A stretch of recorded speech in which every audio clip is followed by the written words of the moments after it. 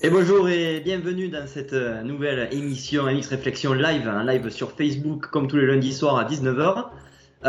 Ce fameux show live présenté par cboparts.com, magasin CBO à Toulouse ainsi qu'à Agen.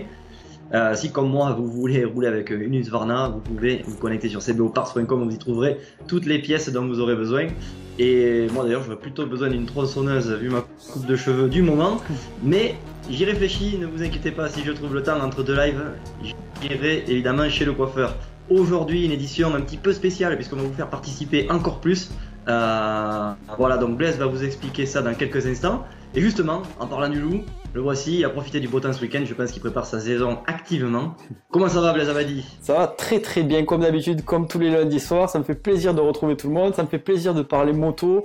Et aujourd'hui, oui, comme tu l'as dit, on va opter pour un format un petit peu particulier, c'est-à-dire que on va faire intervenir quelques abonnés donc de la page, et au lieu que ça soit un pilote qui intervienne, on fera intervenir n'importe qui de la page, que ce soit pilote ou fan ou n'importe qui. Donc ça peut être cool. On vous expliquera un petit peu le fonctionnement un peu plus tard.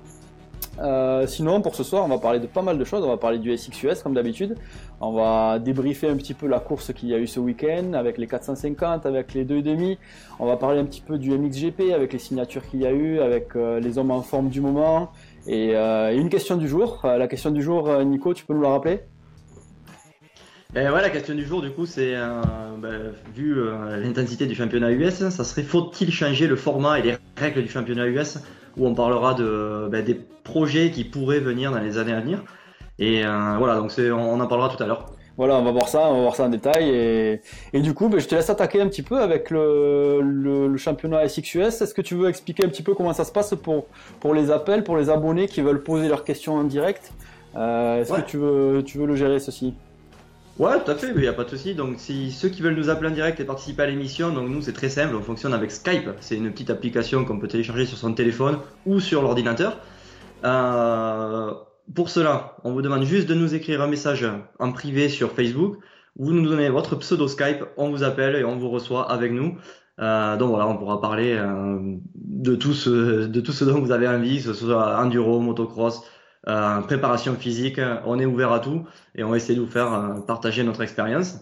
Voilà, si vous avez une question. Moi, Blaise, j'aurais bien aimé discuter quand même avec toi de ton entraînement du moment là. Je sais que tu galères un petit peu à trouver des circuits. Ce week-end, t'en as trouvé un pas loin. Ça s'est passé comment?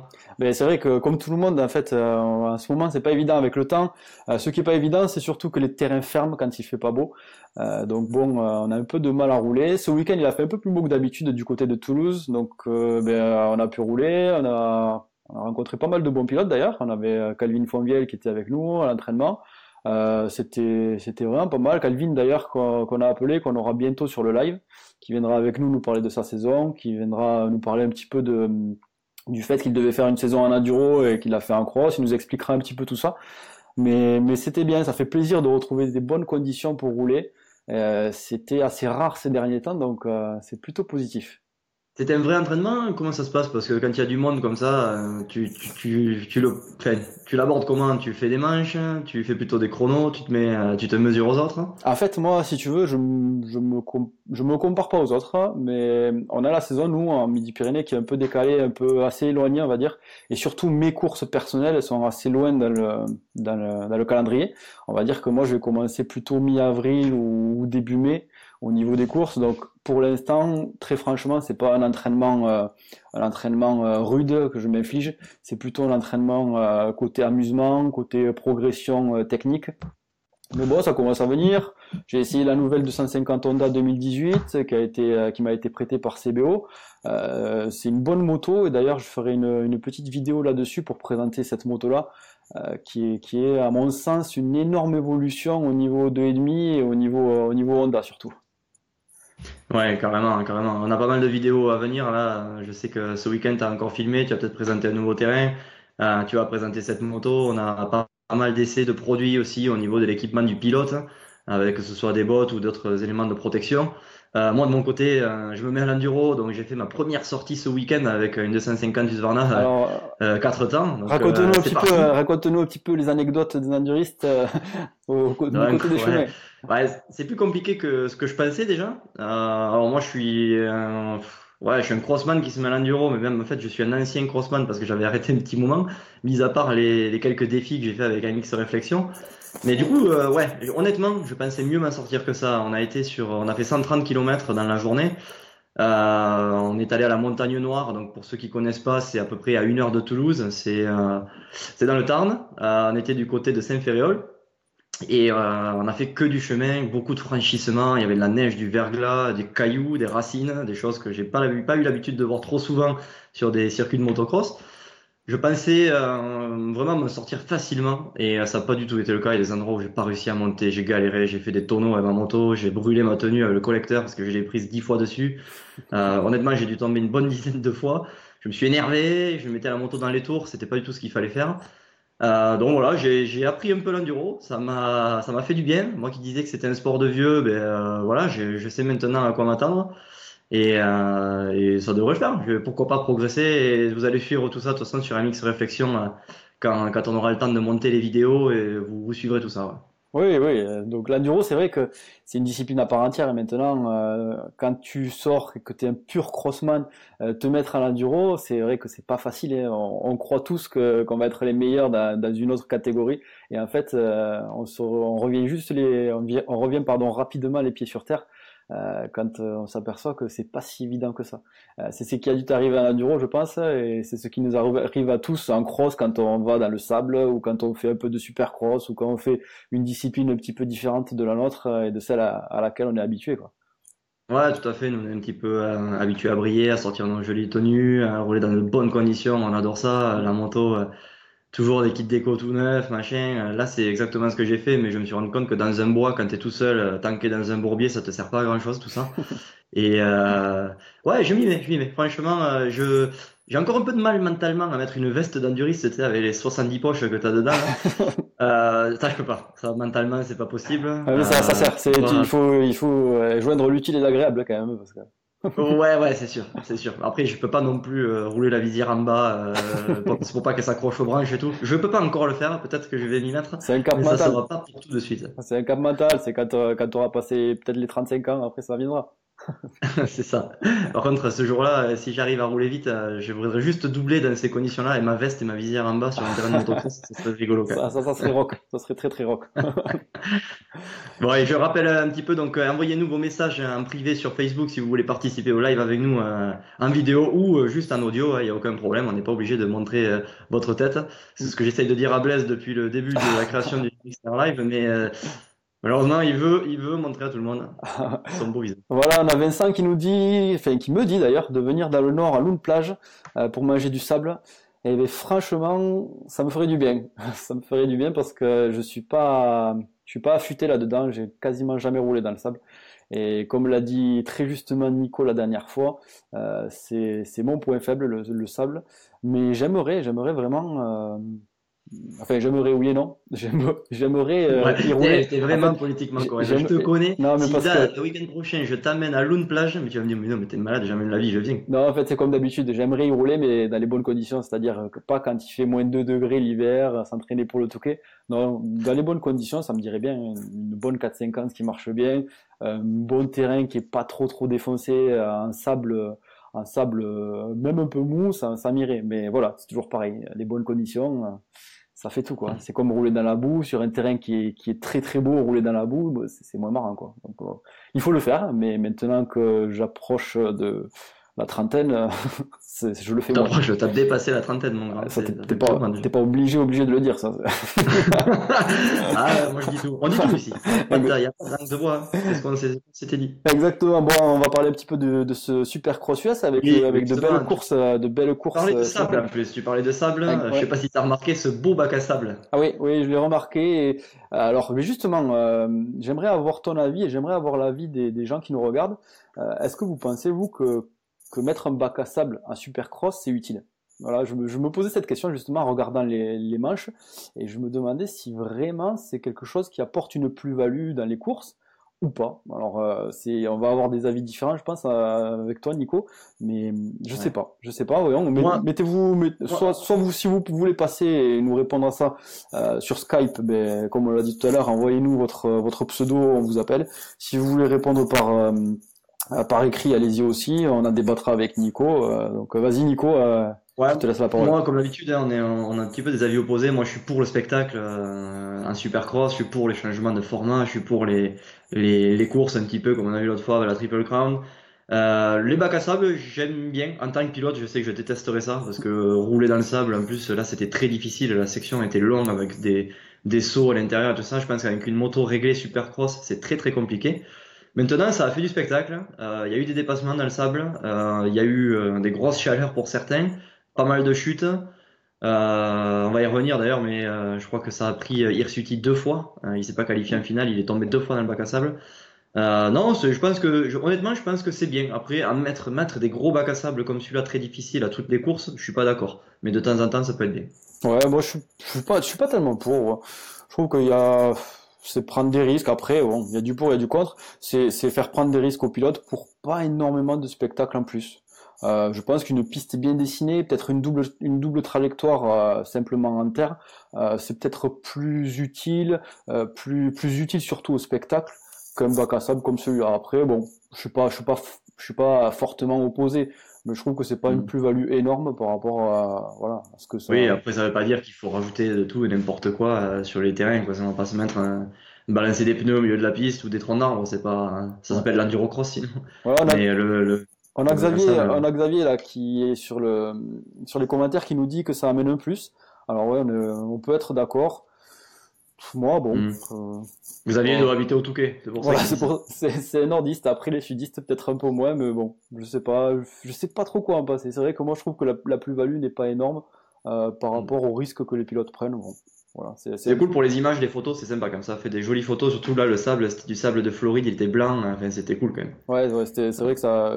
Après, à part ça, je pense que la piste avait l'air bien, mais les pilotes avaient l'air d'avoir du mal quand même dans cette partie-là. Tous, Ouais. même les très très bons pilotes, avaient l'air d'avoir du mal et on les sentait pas à l'aise quand même. Et d'ailleurs, puisqu'on passe, on va passer là par la catégorie 450, là, on va commencer par ça. Justement, le sable, Weston Pike est tombé fort dedans. Toi, si tu tombes dans ces conditions-là, t'as du sable plein les gants, probablement dans le casque, hein, sur les poignets et tout. On a vu qu'il s'était pas trop pressé pour se relever. Tu penses qu'il était vraiment dégoûté? Ouais, là, je pense que tomber là, à cet endroit-là du circuit, c'est le pire endroit où tu peux tomber. Euh, Ouais. Tomber dans le sable, en plus quand tu fais du supercross, quand tu sais, tu dois être vraiment précis sur la moto, qu'il y a pas mal de choses, de paramètres qui entrent en compte, et que là, tu as du sable dans les gants, que tu t'en prends un peu dans les lunettes, que déjà tomber, c'est pas évident, mais tomber dans ces conditions-là, je Ouais. pense qu'il devait pas être fier de lui, il devait pas être bien content. Après, Ouais. j'ai pas vu les images de Yannis Hirsuti. Je sais pas comment il est tombé, mais s'il est tombé dans les mêmes conditions, je comprends pourquoi il est pas allé en finale parce que c'est pas évident quand même. Ouais, non, c'est sûr. Là, techniquement, c'est pas des choses, ça te casse le rythme, c'est vraiment très très compliqué, ouais. Exactement. En plus, si je reviens rapidement sur Yannis Hirsuti, s'il est tombé dans le sable, on peut comprendre aussi. C'est un pilote qui est spécialisé, on va dire, dans le supercross. Et c'est vrai qu'en France, on retrouve pas des bacs à sable comme ça. Je pense qu'il en a quasiment jamais trouvé en supercross. Et même à Mhm. l'entraînement, d'ailleurs, aux États-Unis. Donc, arriver sur Ouais, une course première course, avec la pression, avec tout le reste, ça doit être compliqué quand même. C'est vrai que ça doit pas être évident. Moi, je le ouais, comprends en c'est tout sûr. cas. Je le comprends et je le comprends très très bien. Ouais, c'est clair. Ouais. 450, il y avait pas mal de trucs, hein, pas mal de choses à dire. Bon, la course était pas mal. Le gros truc qu'on peut souligner, c'est quand même la première sortie de Justin Hill sur la 450. Alors, il a toujours dit que il se sentirait à l'aise, il était plus à l'aise sur la 450, qu'il roulerait mieux en 450, qu'il fallait qu'on lui fasse confiance. Entre le dire et le faire, il y a un fossé. Tous les pilotes de E2 ont tendance à dire, ouais, mais donne-moi une 450, j'irai toujours plus vite. Là, il a démontré que c'était le cas quand même. Là, il avait une très très bonne vitesse. Je pense que, alors j'ai pas regardé les chronos, mais c'était un des hommes les plus rapides en piste en finale en tout cas. Il Mm. roulait très très bien. Après, je suis partagé quand même parce que on voit souvent que les pilotes qui sortent du demi, qui font juste une ou deux piges en 450, ils ont très souvent des bons résultats. Et bizarrement, l'année d'après, quand ils font la saison complète en 450, ben, ils ont des résultats qui sont beaucoup moins bons. Alors, Ouais. C'est peut-être un cap mental, c'est peut-être quelque chose. Ils ont moins de pression quand ils font juste une pige comme ça. Mais c'est vrai que pour Hill, ça lui a bien réussi. Hein. Il a été très bon, très rapide. Je pense que s'il serait pas tombé, il aurait eu les capacités de gagner. Là, il avait l'air remonté à bloc et il avait l'air d'avoir envie de prouver justement qu'il roulait mieux. Donc c'est vrai. J'ai vu aussi un message de Pastrana qui demandait. C'était sur Facebook, il me semble, qui demandait à Joe Gibbs Racing de lui faire confiance et de lui prêter une 450. Alors, je sais pas si justement il avait une 450 pour toute la fin de la saison, s'il serait capable de faire autant de coups d'éclat. Il va faire les épreuves de l'Est, parce qu'il y a quand même le shootout qui va arriver dans pas trop longtemps, là, où il se retrouve Est contre West, et c'est à Minneapolis, je crois. Je cherchais le nom.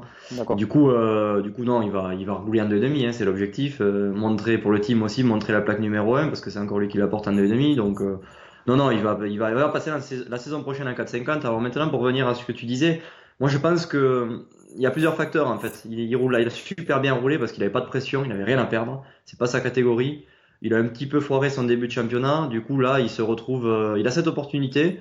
Il l'a saisi, il était à l'aise en piste, aucune pression. Pour moi, ça y a fait. Maintenant, voilà, comme tu disais, ça arrive souvent en fait quand les pilotes montent du 2,5 à 4,50, ça se passe souvent comme ça. Ils font des all shots d'ailleurs souvent. Ils roulent longtemps en tête. C'est arrivé même parfois qu'ils gagnent ou qu'ils fassent des podiums comme Ken Roczen à l'époque.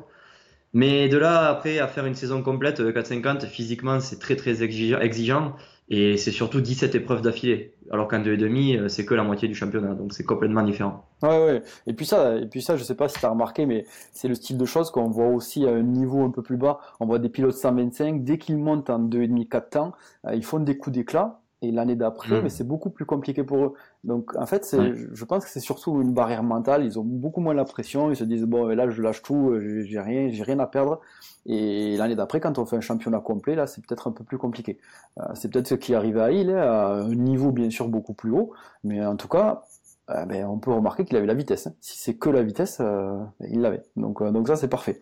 Si je reviens sur le chat rapidement, sur le chat. Oui, sur le chat. Le chat. Double. Ouais, j'ai cru que j'étais sur MSN et que tu allais m'en prise. Je me prends pour un animateur de Skyrock dans les années 2000. Non, on a Cédric qui nous dit que Musquin Marvin n'était pas très très rapide dans la portion stable. Il avait beaucoup de mal, mais je suis d'accord avec toi, Cédric. C'est vrai qu'on voyait que Marvin avait du mal. Alors bien sûr, comparé à Tomac, c'est là où il perdait un peu de temps, mais on voyait que Marvin avait du mal dans le sable et dans les whoops. Donc pas évident pour lui. Et justement, je vous pose une question et je te pose une question à toi, Nico. Est-ce que tu penses que tu peux être le meilleur pilote du monde sans être en supercross, j'entends bien, sans être le meilleur dans les whoops? Pour moi, tu peux pas gagner de championnat si t'es pas bon dans les whoops. C'est Alors, pas possible. bon, il est bon, bien sûr, Marvin, mais Oui, c'est pas le meilleur. Voilà, c'est clairement pas relatif. C'est clairement pas le meilleur. Hein. Non, c'est ça. C'est un petit peu de... Pour moi, il est très très fort quand les hoops se défoncent et qu'il faut sauter dedans. Techniquement, il sait changer son pilotage et faire ça, mais le problème c'est qu'il sait pas les dribbler à bloc, quoi. Alors on en discutait lors du premier live avec Jérémy Tarroux, qui disait que ça venait peut-être aussi de son gabarit. Il y a des gars pour passer vite dans les hoops, il faut être vraiment solide, trapu. Ça peut venir de là, mais non, pour moi, être champion US de Supercross, il faut un package très très complet, quoi. Moi après, je suis pas d'accord avec le niveau, enfin le point de vue gabarit, parce qu'on voit que Carmichael il fait, je sais pas, il est pas très grand, il est pas très très lourd, et pourtant il arrivait à être le meilleur dans les whoops. Ouais, Carmichael, il a pris beaucoup de boîtes dans les whoops, et c'était pas souvent le plus rapide dans les whoops, hein. Comparé à des mecs comme James Stewart ou tu peux voir en ce moment Weston Pike avec son gabarit. Ouais, mais si tu veux, il limitait la casse. Alors que Marvin, des fois, quand il est pas à l'aise, c'est pas limiter la casse, c'est vraiment perdre du temps. Et moi, je suis comme toi, hein, c'est-à-dire que je pense que si il progresse pas à ce niveau-là, alors pour progresser, bien sûr, c'est lui qui va devoir trouver les clés. Mais s'il progresse pas à ce niveau-là, il pourra pas être le meilleur du monde en Supercross, comme l'était Dungey à une époque, comme l'a été Stewart, Carmichael. Voilà, ça pourra pas être un grand pilote. Même s'il sera toujours 2, 3 ou pas le meilleur en tout cas. Après attention, hein, il va travailler, je pense que c'est quelqu'un qui est capable de dribbler les hoops sans problème. Moi je pense aussi, mais c'est pour ça que ça me semble bizarre parce que Marvin c'est quelqu'un qui a fait du supercross, nous on le connaît parce qu'on a roulé avec lui en Ligue d'Aquitaine et c'est quelqu'un qui a fait du supercross depuis tout jeune. Donc, Ouais, il a baigné dedans depuis tout petit, ouais. ouais, exactement. Donc je trouve bizarre qu'il soit pas si à l'aise que ça dans les hoops. Ah, dans le sable, tu me dis, il est pas à l'aise dans le sable, je te dis d'accord. Mais dans les Mhm. hoops, et encore dans le sable, ils viennent de Marmande, donc c'est proche Ouais, puis de.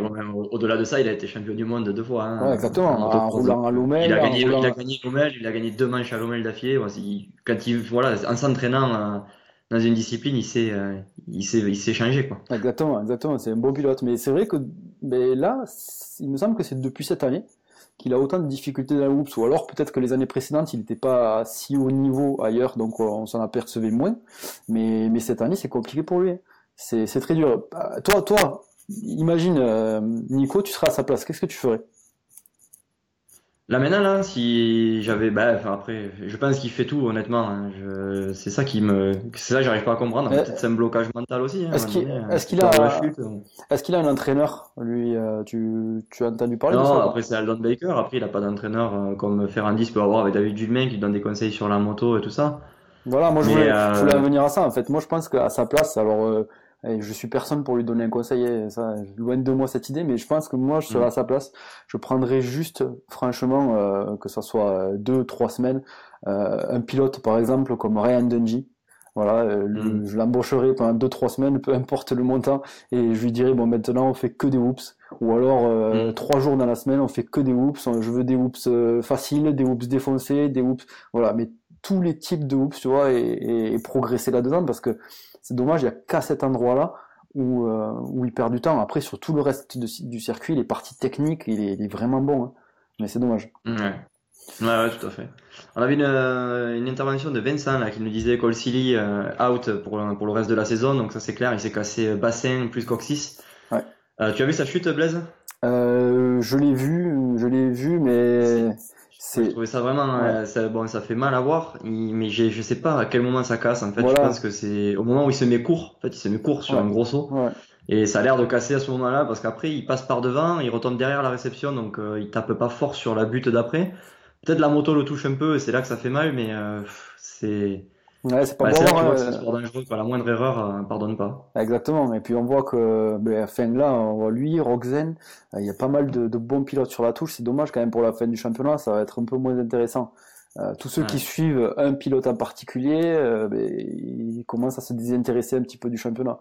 Donc Et bon, ce que disait Vincent, c'est que tu as dit Roxen et Silly, c'est les deux seuls pilotes 459. ouais, ouais. Et donc Donc là, plus, là, je pense qu'ils vont se creuser la tête. Je pense qu'ils ne voulaient pas remplacer Roxen, ça suffisait avec Silly.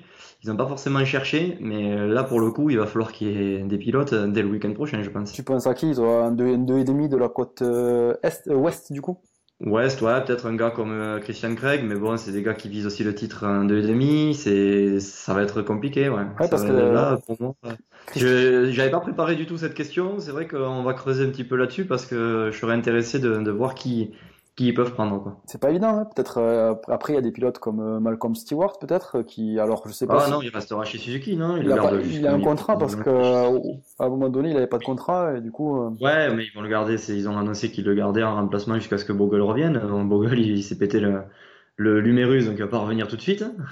d'accord. Et non, non, je pense que là, ça va être chaud parce que derrière les pilotes Honda qu'il y a, il y a part les pilotes Moto Concepts comme Brighton ou Freeze, je vois pas qui ils peuvent prendre, quoi. Non, c'est vrai que tous les pilotes sont soit out, soit en 2,5. On n'a pas trop de pilotes Honda non plus. Comme tu l'as dit, Christian Craig, ok, mais quand il était en 450, il a pas tant brillé que ça non plus. Il joue le titre, donc je sais pas si Honda va prendre le risque de le voir blessé pour le titre de 2,5, quoi.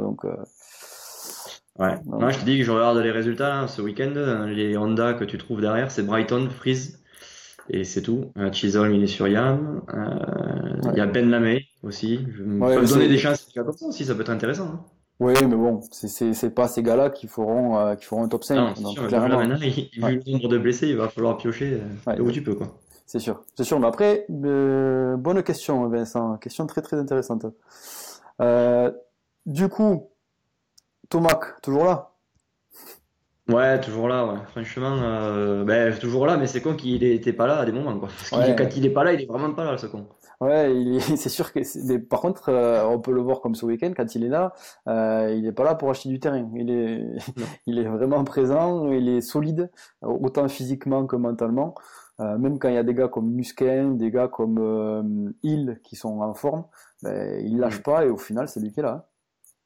Ouais, c'est clair. Là, il était. En plus, t'as vu cette course, c'était joli parce que il part en tête, il se fait doubler de suite par Webb, après il se fait doubler par Musquin. Il remonte, il s'est remis dans le rythme en fait en fin de match, quoi. Et puis il faisait un enchaînement de fou. Je crois que c'est l'enchaînement là où Baguette est tombé aussi d'ailleurs. On Il voulait en faisait parler de 4. ça. Il faisait 4, il Ouais, passait 4. 4, il l'a fait aussi, juste devant Thomas. Ouais, Euh, tout à fait. Ouais. donc oui, Je me trompe pas, hein, c'est bien l'enchaînement où Baguette s'est mis dans le filet. oui, c'est exactement cet enchaînement-là. Après, est-ce que Baguette s'est mis dans le filet en faisant 4, ça je me rappelle plus. Mais oui, Non. après Baguette a bien roulé, Baguette a fait une belle remontée. Ouais. Il est rapide ce pilote-là, surtout avec la frayeur qui s'est fait en hit. Alors je sais pas si tout le monde l'a vu, mais justement sur cet enchaînement-là, il s'est mis un peu long. Alors j'ai plus Il trop s'est mis court, en l'image. fait. Il s'est mis un gros cours, mais je pense que je l'ai plus en tête non Moi plus, non plus, j'ai plus malheureusement. trop l'image en tête. J'ai l'image de Superbe lui qui a live, bravo les gars, vous avez bien bossé le live. j'ai Non, mais l'image c'est mis de court, Baguette dans les filets. il Mais se met après... court et après il va sauter l'appui pour et heureusement qu'il y avait le filet, parce qu'il n'y avait pas le filet, je pense que là, il aurait eu vraiment mal. Ouais, justement, c'est une bonne chose qu'ils aient mis ces filets sur les appuis, parce qu'on voit qu'il y a beaucoup de pilotes quand même, sans parler du fait que la moto puisse aller dans le public, il y a beaucoup de pilotes qui sautent l'appui avec la moto qui atterrisse à plat derrière, et donc niveau sécurité, je pense que c'est vraiment un plus, ce qu'ils ont mis en place là. C'est vraiment pas mal. Surtout, on le Ça, c'est voit vrai, avec par Baguette. contre, au niveau sécurité, je sais pas ce que tu en penses, mais tu vois, Jeremy Martin, par exemple, qui saute à côté du triple, qui se retrouve sur les dalles en béton. Ouais. En fait, on a l'impression qu'ils ont pas assez de terre pour en mettre partout jusqu'au bord des plaques. Et à chaque fois qu'ils sautent à côté de la piste, ça devient vraiment dangereux pour eux. Ouais, exactement. On voit que Jérémy Martin, il est parti. C'est une patinoire à côté de la piste en terre, donc ils ont du mal à revenir sur la piste. Moi aussi, je trouve pas normal. Je trouve qu'ils devraient un petit peu mettre une petite couche de terre. Mais bon, voilà, c'est vrai que Ouais. logiquement, Après, c'est pas pareil. logiquement, un pilote est pas censé revenir sur la piste à fond ou tourner Ouais. rapidement à cet endroit-là. Donc c'est ce que, à mon avis, les organisateurs se disent. Mm. Et voilà, ce qui fait que Exactement ça. et d'ailleurs, si on parle de Jérémy Martin, ouais, on en parlera après quand on sera sur Ouais, les deux demi. pendant les deux demi, ouais, j'en suis Ouais, un peu dispersé. Autant pour exactement. moi. Mais on parlait de la sécurité, nous étions dans le thème. Exactement. Et sinon, oui, toujours Anderson. Anderson solide, en route vers le titre, à mon avis. Ça, il risque de faire mal au niveau des points. J'ai pas tu as toi le classement sous les yeux? Ouais, il a 39 points d'avance. Voilà, 39 points sur qui, Baguette? Sur Musquin, Musquin qui est second. D'accord, oui, bien remonté, donc c'est pas mal. Du coup, il a pas Ouais. récupéré de points ce week-end sur le second, mais quand même, bon, troisième place, Ouais. c'est C'est pas trop mal, ouais. c'est- Ouais, là, il est actuellement. C'est ça, et derrière, c'est Baguette troisième. d'accord. Et moi, j'en profite pour dire à tout le monde, je lance un petit spoil, restez avec nous jusqu'à la fin, parce que justement, à la fin, on parlera d'une question pour savoir s'il faut changer les règles du championnat pour qu'il devienne plus intéressant. Donc, on verra Ouais. ça. Toi, tu as quelque chose à dire là-dessus, Nico. Moi, j'ai un autre point de Ouais. vue. On verra ce qui peut être mis en place et ce qui se dit au niveau des US, justement, pour rendre le championnat plus intéressant. Alors, ça sera plus intéressant au niveau du public, peut-être un peu moins au niveau des pilotes. Donc, on en débattra dans un quart Ouais. d'heure, 20 minutes, après avoir parlé des 4,50 et des 2,5. Et n'hésitez pas, je vois que tout le monde est timide, hein, et tout le monde est timide ce soir. Ils écrivent, ils nous écrivent pas mal. On a pas mal de vues d'ailleurs, mais personne veut venir avec nous sur ce live, apparemment. Pas grave, c'est pas Vous nous grave. écrirez en privé, en nous donnant votre pseudo Skype et on vous intégrera avec nous au live pour une discussion si vous le souhaitez évidemment. Et pour revenir au Supercross US, 228e finale pour Chad Reed, c'est quand même énorme. Ouais, c'est quand même beau. Hein, alors c'est beau, oui et non, parce que comme on disait la semaine dernière, moi je reste sur ma faim au niveau de Chad Reed. Je le voyais un peu mieux, je le voyais sortir par la grande porte. Et là, du coup, on sent que petit à petit, ben, il va sortir par la petite porte et il va sortir avec des résultats un peu plus faibles. Comme Ouais, mais d'habitude, hein. c'est beau quand même. Après, tout le monde peut pas sortir comme Carmichael. Comme Moi, Ryan pour moi, c'est Blaney. toujours plus joli ce qu'il fait que ce que va faire Stewart, parce que Stewart ne reviendra jamais. Non, non. Il donne pas de nouvelles. Ça fait un an qu'on en a pas entendu parler. Enfin, pour moi, c'est beaucoup plus joli ce que fait Reed que ce que fait Stewart. Oui, et puis en plus, Reed, il est respecté par tout le monde. On voit que même s'il roule plus pas devant, il a quand même un des plus beaux styles du plateau. Donc c'est vrai, mais quand même, en étant fan de Reed, j'aurais bien aimé le voir sortir par la grande porte, tu vois, l'année dernière peut-être. Je pense que ça aurait été le bon moment pour partir. Et très franchement, je pense il partira à la fin de cette année. Il se recyclera en tant que team manager, à mon avis, ou il restera dans le milieu, mais au niveau Je des sais courses, pas. Moi, je pense que c'est un gars qui est très très borné. Il sait qu'il peut encore peut-être faire des top 5 podiums. Lui, il y croit, ça c'est sûr. Après, il est sorti d'une grosse blessure quand même. Il pouvait pas s'entraîner. Il a eu une moto juste avant Anaheim. Il n'a pas fait de testing. Il s'est pas préparé physiquement. Il n'a pas du tout roulé. Il s'est qualifié en finale à chaque fois. C'est quand même énorme, quoi. C'est quand même énorme. oui, c'est vrai que c'est bien ce qu'il fait. C'est pas mal. Après, toujours pareil, il est là, tu vois, il a terminé, enfin, il était 11 à un moment et après Ouais. on le voit abandonner. C'est Bon, un voilà. problème mécanique. Ouais, C'est dommage. Ça aurait été sa plus belle perf de la saison. C'est dommage quand même. c'est ça. Après, Après, il manque beaucoup de monde, hein. C'est sûr que 11, t'enlèves 5 ou 6 pilotes, ouais, ça fait déjà un peu plus de mais... exactement. Bon, après, il en manquera encore, hein, de toute manière. Mais bon, tu vois, lui s'est blessé, Marvin s'est blessé, Tomac aussi. Bon, il y a eu pas mal de blessés. Après, voilà, c'est le jeu. Donc. Mais voilà. Bon, je pense qu'il a fait peut-être la saison de trop. Euh, bien que il continue à briller quand même, parce qu'il continue à briller par son style, par son talent, par le reste. Donc, j'aurais bien aimé le voir partir au plus haut niveau, moi. On a justement un commentaire de Bobby Lapointe, qui nous dit pourquoi pas Reed chez Honda. Pour moi, c'est quelque chose qui n'arrivera pas. Je pense que c'est quelqu'un, Chad Reed, qui est respectueux de ses sponsors, même s'il n'a pas eu beaucoup d'aide d'usines comme Husqvarna et tout ça. Ça m'étonnerait qu'il saute sur l'occasion. Mais bon, après, voilà. Là, honnêtement, j'ai pas plus d'infos que ça là-dessus. Mais je ne le vois pas faire ça. Non, moi non plus, ça serait mal vu, et justement, il a pas besoin de ça en fin de carrière. Il, euh, il a des sponsors qui le soutiennent. Je pense que Husqvarna a dû lui fournir une moto. Et du Mhm. coup, il va respecter ça jusqu'à la fin de saison. Alors, je pense qu'il va faire que le Supercross. Il fera peut-être pas Ouais. le MX, la partie outdoor, Non, mais non, c'est sûr. il respectera ça jusqu'à la fin du Supercross, à mon avis. Après, c'est vrai que ça serait beau de le voir chez Honda. Moi, je suis pas contre, hein. Mais bon, Ouais, tu m'étonnes. je suis pas contre. Tu m'étonnes. Ouais, c'était la classe quand même. C'est vrai que les années où il était chez Honda, quand il avait monté son propre team, c'était beau. Ouais. Ouais, exactement. Et après, Reed, de toute manière, il peut prendre n'importe quelle moto. J'ai l'impression qu'il aura tout le temps la classe. Ouais. C'est ça. Ouais, Après, pour clôturer la catégorie 450, hein, on avait un petit Français là-bas, Cédric Soubeyras. Malheureusement, la pire des places, quoi. Il fait cinquième à l'SQ aux portes de la qualif. c'est- Mauvais départ. Ça a été compliqué pour lui. Je pense que la piste était difficile aussi, hein, comme on disait tout à l'heure. C'était pas forcément très très simple. Il a beaucoup roulé en arena cross en Angleterre. Ça a dû lui faire bizarre. Donc pour, j'espère qu'il se qualifiera. Je pense qu'il a le niveau pour se qualifier quand même. oui, pour une première, bon, il doit être déçu, forcément, c'est sûr. C'est normal, on le serait tous. Mais bon, pour une première, c'est quand même bien. On voit qu'au niveau des temps chrono, il était quand même pas mal. Ouais, Dans la, 15e temps chrono, et d'autant ouais. plus qu'il était dans une série, c'était la série C. La piste est tout le temps démontée, il roule pas avec les meilleurs, il y a beaucoup de chicanes mobiles sur la piste.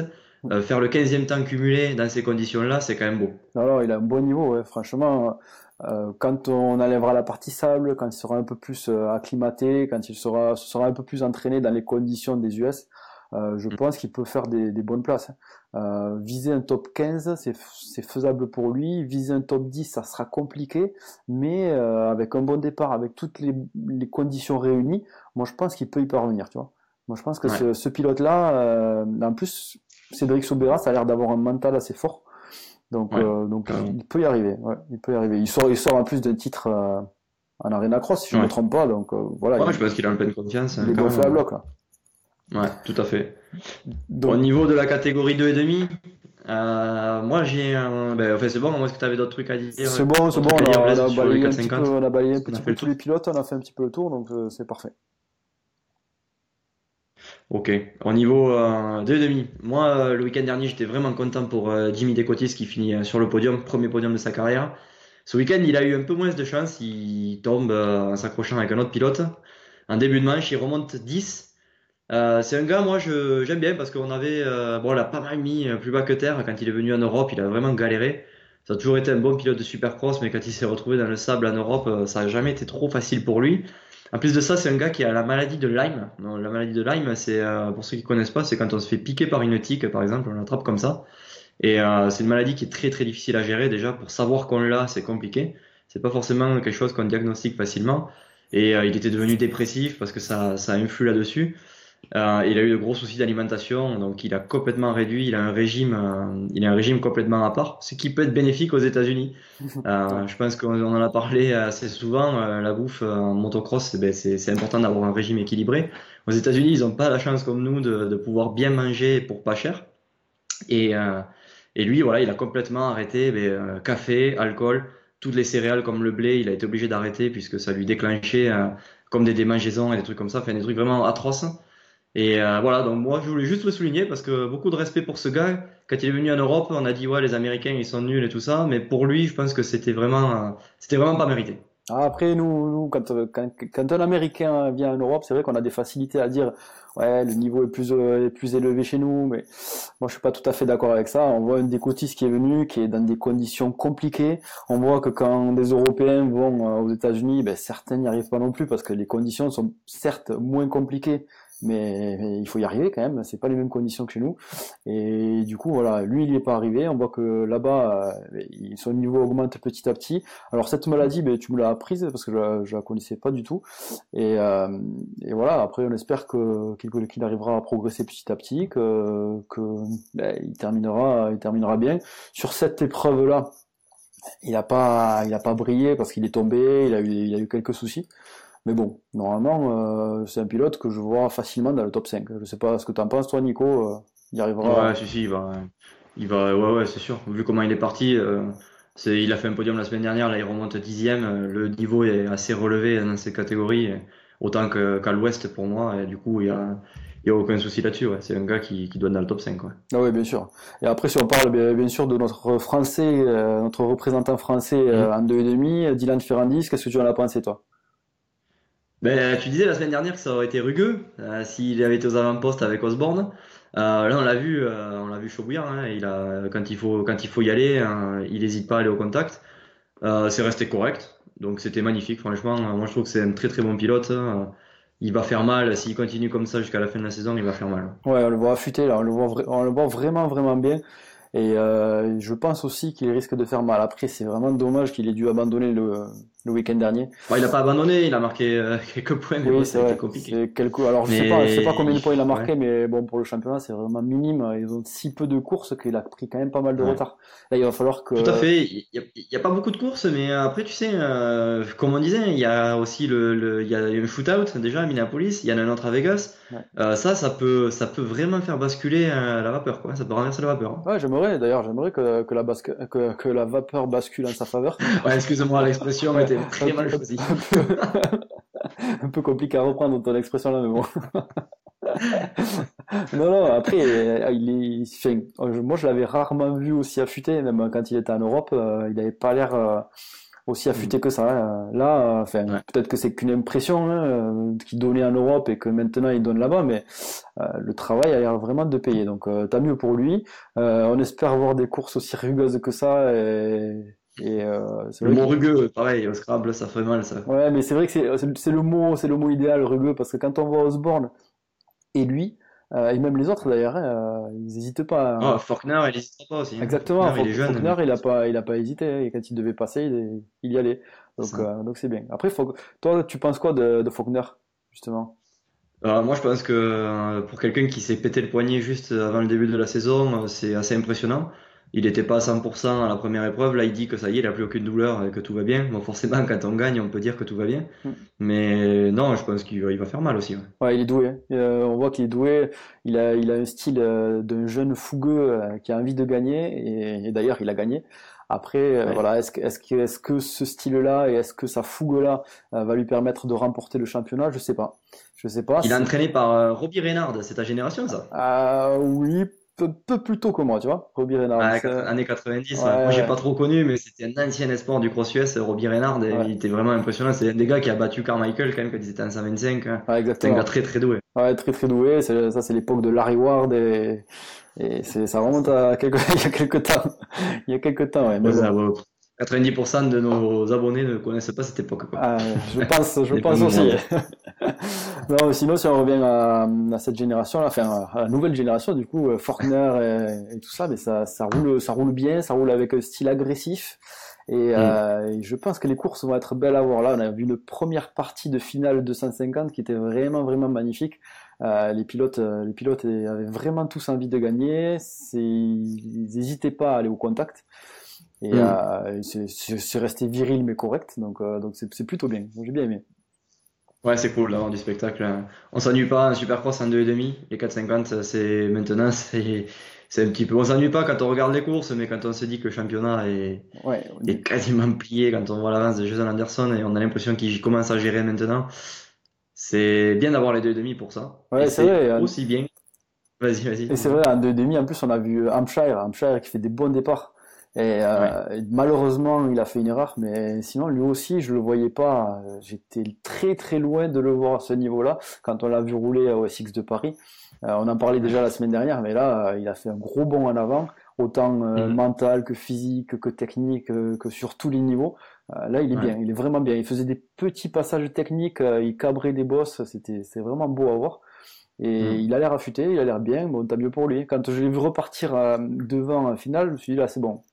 Là, je pense que mentalement, il a franchi un cap après Ouais. Après la semaine dernière. après la semaine dernière, quoi.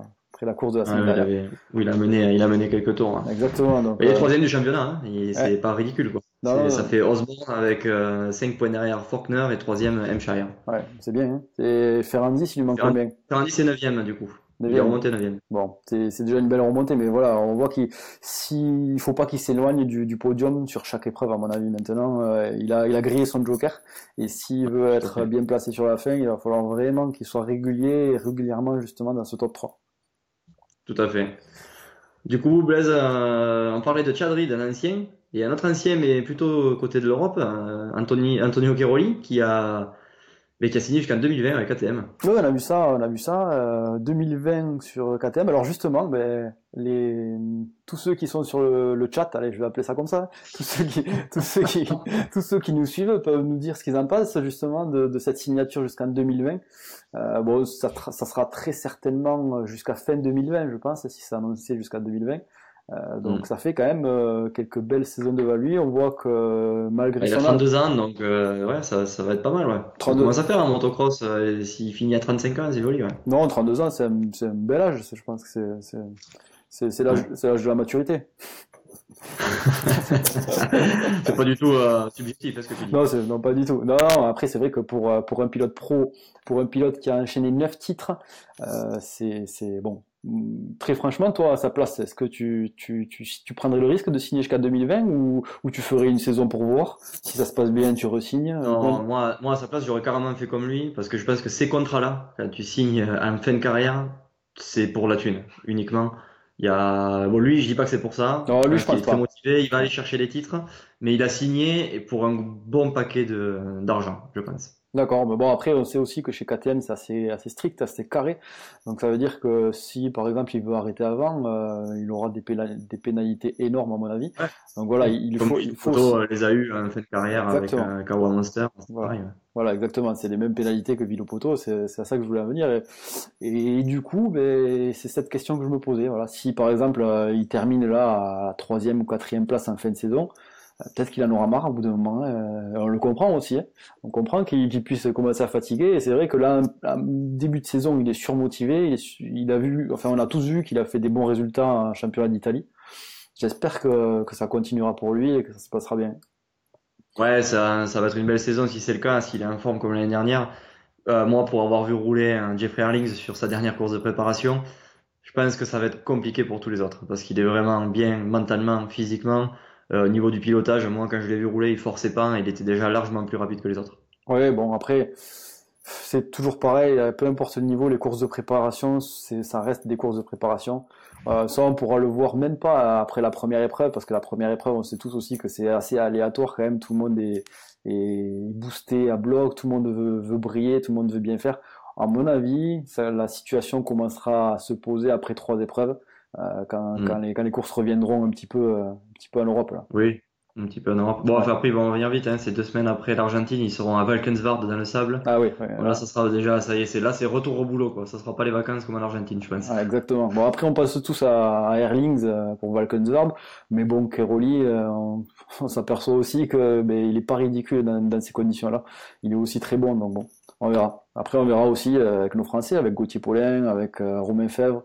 Voilà, on a d'autres Français aussi qui peuvent briller. On verra. Paturel aussi. Paturel, je Paturel, pense que Paturel, il sera pas en Argentine, ça m'étonnerait, mais il sera sans doute à Valkenswaard et je pense que c'est quelqu'un, comme si toi demain tu perds ton job, tu vas te bouger pour aller en chercher un nouveau. Lui, il est carrément dans cette situation-là.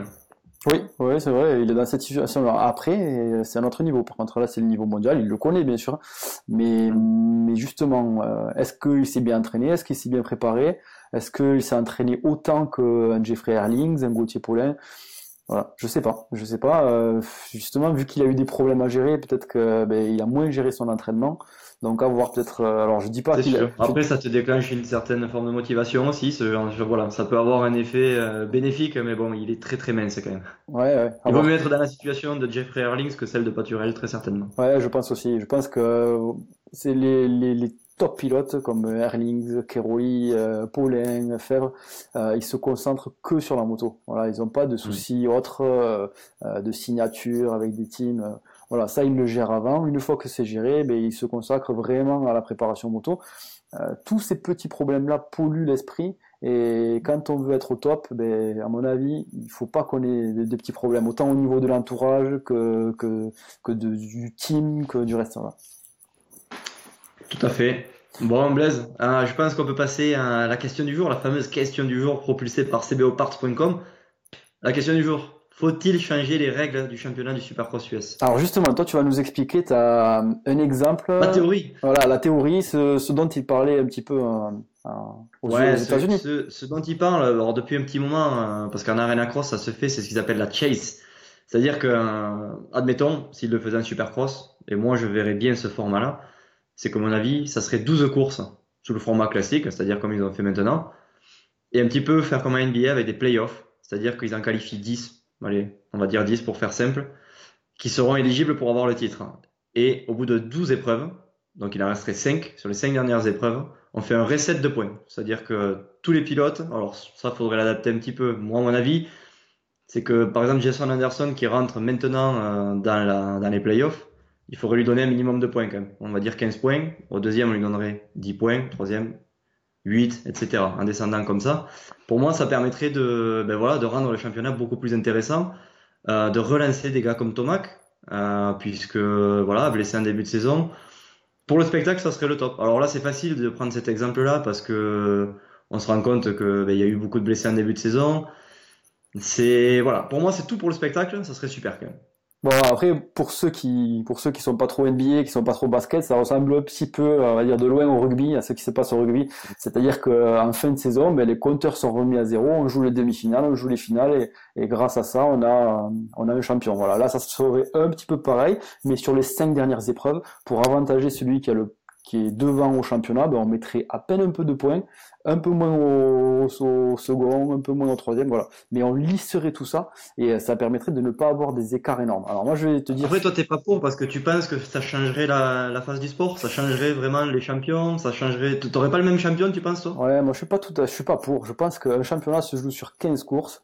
17. 17 courses. Sur ces 17 courses, s'il y a un blessé, il y a un blessé. Voilà, s'il y a une casse mécanique, c'est le sport, il y a une casse mécanique. Et du coup, on a été habitué à ça. Et moi, je trouve que moi je trouve que c'est bien de changer les habitudes. Après, tu sais, en regardant les stats, même en faisant ça, les champions, ça aurait toujours été les mêmes en fin de compte. On s'en est aperçu. À part Carmichael. Carmichael non, parce que lui, il faisait des gros débuts de saison. Il prenait 50 points d'avance et après il gérait et il se loupait même sur les dernières épreuves. Et à part lui, tous les autres, Villopoto, Dungey, ça aurait été des machines, ils auraient gagné jusqu'à la fin, quoi. Et moi, je suis curieux de savoir ce que justement les personnes qui sont en train de nous regarder pensent. Donc, n'hésitez pas à mettre votre avis en commentaire. Voilà, moi, je suis très très partagé par rapport à ça. Moi, je trouve déjà que ça soit dans le rugby ou des trucs comme ça, on a des clubs qui ont d'énormes points d'avance, qui vont jouer les demi-finales et qui vont chuter en demi-finale parce que ils ont fait un mauvais match. Là, ça peut être exactement pareil, c'est-à-dire qu'on va avoir des pilotes qui vont faire un très très bon début de saison, et ce très très bon début de saison, au final, il va pas être récompensé ou il va être que très peu récompensé comparé à un pilote qui arrive fort en fin de saison. Alors, Là, je suis partagé parce qu'au niveau du spectacle, ben, ça va être mieux. C'est sûr que moi, je préfère voir un championnat qui est plus disputé. Mais au niveau pilote, je me dis, attends, j'ai fait un bon début de saison et on arrive en fin de saison, je suis un peu plus fatigué, je suis moins bien et je suis pas récompensé Ouais, à mais ce niveau-là. pour moi, tu le préparerais différemment. C'est juste que tu changes les règles du jeu et du coup, voilà, Voilà. c'est vraiment tout autre type de préparation. Après, bon, Donc, du moins, surtout mental d'ailleurs. on peut voir les côtés positifs. Hein. Le côté positif, c'est que le championnat resterait disputé. Le côté négatif, Mm. c'est que justement, sur cette première partie du championnat, moi, je me mets à la place d'un pilote. Pourquoi je vais me crever à remonter à la deuxième place, alors que faire troisième, ben, ça m'assure d'être pas trop mal, justement pour ce que tu appelles les playoffs à la fin, les 5 dernières courses, quoi. Tu vois, donc en fait, Sachant que moi, ouais, je pense qu'il faudrait quand même donner des points, favoriser un petit peu ceux qui se battent en début de championnat. Celui qui fait premier, si, par exemple, dans le cas de Anderson, il faudrait lui donner plus de points que le gars qui finit dixième, quoi. Ça, c'est sûr. ouais, Pas ouais, faire un reset complet. ouais, Mais voilà. là, avec 40 points d'avance, la fin de saison, ça va pas être aussi Ouais, intéressant, quoi. exactement, mais après, on retombe dans les mêmes travers, c'est-à-dire que si tu mets trop de points, ça repart dans le sens inverse, tu vois, ça repart comme avant. Mm. Donc, c'est pas évident, hein, le juste milieu à trouver, c'est pas facile, je sais pas s'ils le feront. C'est la Field, c'est ça, le nouveau promoteur du Feld, ouais. Feld. Feld Motorsport. Feld Motorsport, on voit qu'il change, il bouscule pas mal les habitudes. S'ils s'aperçoivent en fin de saison qu'il y a trop de blessés, que le championnat est trop monotone, moi je suis sûr qu'ils sont capables de sortir une règle comme ça ou un petit peu différente, mais de faire une innovation pour la saison prochaine s'ils restent justement promoteurs du championnat. Ouais, tout à fait. Ils l'ont déjà fait cette année. Moi, j'étais surpris qu'ils mettent un petit peu les formats Monster Cup, plus en rajoutant des shootouts Est-Ouest. Non, ils ont fait. C'est bien. Moi, je trouve que c'est bien. On a besoin de changements dans beaucoup d'autres sports. Il y a des changements de règles qui apparaissent tout le temps, et je pense que c'est bien. C'est bon pour l'évolution. On a JB qui nous dit quelque chose d'assez intéressant, qui nous demande pourquoi pas un joker dans les 5 dernières qui annule un mauvais Mhm. résultat. Bon, Ouais, tout à fait. Moi, je suis pour ce ouais, genre de choses, hein. C'est vraiment. ouais. Tant qu'il y a du changement, je suis vraiment à fond dedans. Moi, je suis pas contre non plus. Enfin, j'ai l'expérience par rapport à ça quand je faisais le championnat de France mini-vert. On avait droit à 3 jokers en fait, c'est-à-dire, je crois qu'il y avait 3 manches, il me semble, de mémoire, et on avait droit à 3 jokers en fin de saison. Ces 3 jokers étaient utilisés, donc on connaissait limite pas le champion avant la dernière épreuve, parce que justement, ces 3 jokers bouleversaient complètement le championnat. Je m'étais Mm. blessé sur une épreuve, et c'est vrai que j'ai utilisé les 3 jokers juste en une épreuve. Et ça me permettait d'être pas mal au championnat, tu vois. Et Ouais. voilà, du coup, c'est bon pour les pilotes qui sont blessés, qui ont des pépins mécaniques, pour les autres non. Pour le championnat, voilà, à voir ce que ça amène. Je sais pas, là, du coup, je pense que Muskeng et Tomac seraient un peu plus près de la première place d'Anderson, à mon avis. Voilà, Mm. ça serait des calculs à faire. Ça rendrait peut-être le championnat un peu plus condensé, sans complètement bouleverser, voilà, toutes les règles, comme tu le dis, toi. Ouais, ouais, tout à fait. Bah, tu vois, il y en a qui sont pas d'accord avec moi, du coup. Bon, c'est pas étonnant, après, c'est assez tranchant hein, comme avis, mais Ouais. ouais, moi, voilà, comme je répète, je suis à fond pour le spectacle. Ça serait vraiment ça serait vraiment, ouais, je sais pas, putain, je suis perdu, j'arrive pas à lire et à comprendre. Ouais, Il y je a sais que tellement ton, de trucs ton cerveau il sait pas faire deux choses en même temps. Donc, Ah ouais, alors là, non, juste, je on me a, suis mis un auto ta gueule, tu vois. on a Charlie qui nous demande pourquoi tant de haine envers les quads. En fait, c'est pas de la haine, non, c'est de la rigolade. On les aime bien, ces quads. On les aime bien surtout quand on roule pas en même temps qu'eux. On les adore. On Mais, les aime comme les serpents. Un bon serpent, c'est un serpent mort. non, Voilà. Les non, quads, c'est pareil. non, non, Ça, non, Non, pas du tout, on pas du les aime bien tout. C'est d'ailleurs. du second degré, il Ouais. faut le prendre comme ça. On a beaucoup d'amis, de bons amis qui font du quad. Quand on est en soirée, ben, on se chambre, ils nous chambrent aussi. L'avantage pour nous, c'est que les quadeurs sont des minorités, donc bon, c'est beaucoup plus simple pour nous. Mais voilà, c'est le jeu, hein. Non, et puis en plus, on va normalement faire un défi avec un quad. On vous en parlera pas, on vous en parlera un peu plus, ben justement quand notre quadeur attitré sera décidé, parce que bon, il a pas l'air très Oui, parce qu'on motivé. vient à croire que les quadeurs ont des emplois du temps de ministre, hein. Ouais, exactement. Donc on a du mal à trouver un créneau, mais dès qu'on trouve un créneau, on fait un défi motocross quad. Vous allez voir, ça va être quelque chose d'assez intéressant, d'assez disputé même. On vous en dit pas Hmm. plus, mais ça sera marrant à voir. Voilà. Bon, ben voilà, Blaise. Je pense on a pas mal débriefé. Je vois qu'il y a encore quelques commentaires parce qu'on a un léger différé sur le format des courses. Mais, euh, mais bon, je pense on a eu un bon live. Ouais, bon live. Après, n'hésitez pas, hein, si vous avez des questions, on peut y répondre. Il nous reste quelques minutes. Là, on avait prévu de terminer ce live à 20h, donc n'hésitez pas. Voilà, on avait justement ça à dire. Ce nouveau format.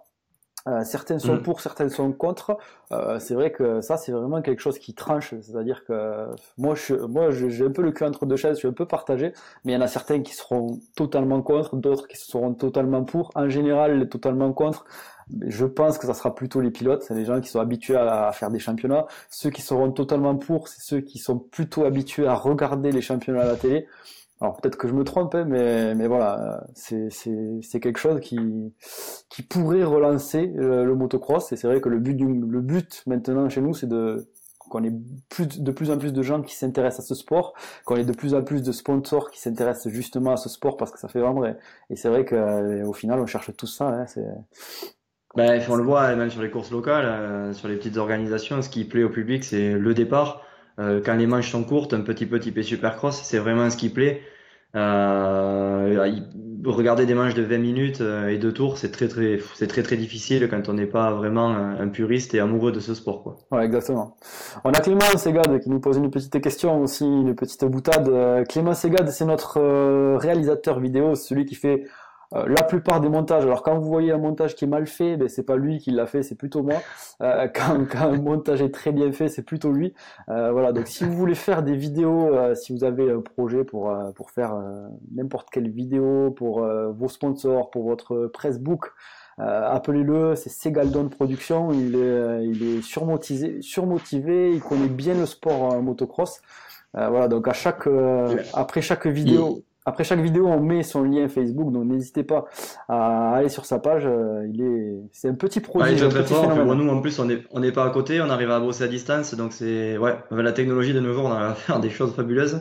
Et lui étant plus jeune que nous, il nous apprend pas mal de choses et il fait du bon boulot. On Par a, contre, il a un petit défaut, c'est qu'il connaît pas le prix des loyers à Las Vegas, mais ça c'est une petite private joke. Et je pense que c'est pour ça qu'il a posé la question. et on a aussi Bobby Lapointe qui nous demande où sont Il revient, Bobby, ça te plaît ça, non? J'aime bien ça. Il nous demande où sont les Power Rangers, les autres Power Rangers, le vert et le bleu, parce que Ouais. apparemment, Et j'ai voulu faire la blague un jour, mais je me suis dit, bon, les Power Rangers, il y a personne qui connaît de nouveau. ouais, Mais en fait, ben, si. Bobby ouais, Lapointe connaît les Power Bobby Rangers. Lapointe est de C'est beau, notre ça. génération, donc ça c'est bon. Ben oui, ben on en profite justement pour remercier CBO, c'est notre partenaire, le partenaire de ce live. Donc n'hésitez pas à aller faire un tour sur le site internet cboparts.com. Vous trouverez pas mal de pièces, surtout des Husqvarna, et c'est un revendeur Husqvarna, Honda et aussi A-Tracing qui nous fait les kits déco pour cette saison. Donc on remercie ces partenaires-là.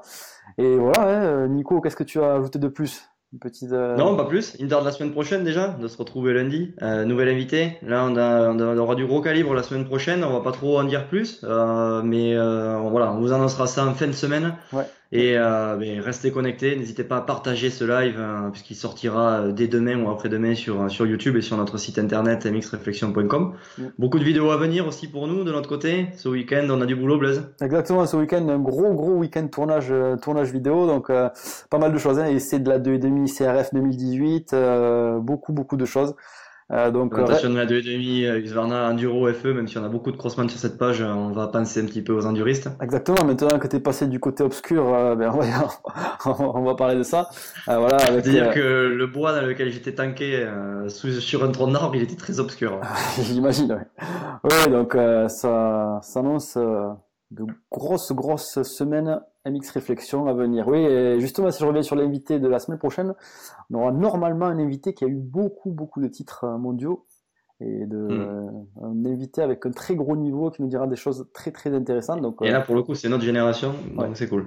Voilà, donc restez connectés et on se dit à la semaine prochaine. Voilà, continuez à poser des questions à la limite.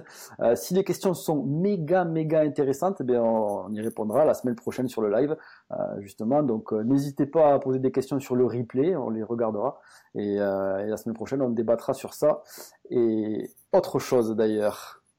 Je vous dis Choix. à très bientôt. Il va y avoir une chute. Ah Non, on va terminer sur ça. Je vous dis à très bientôt et bonne soirée à tout le monde.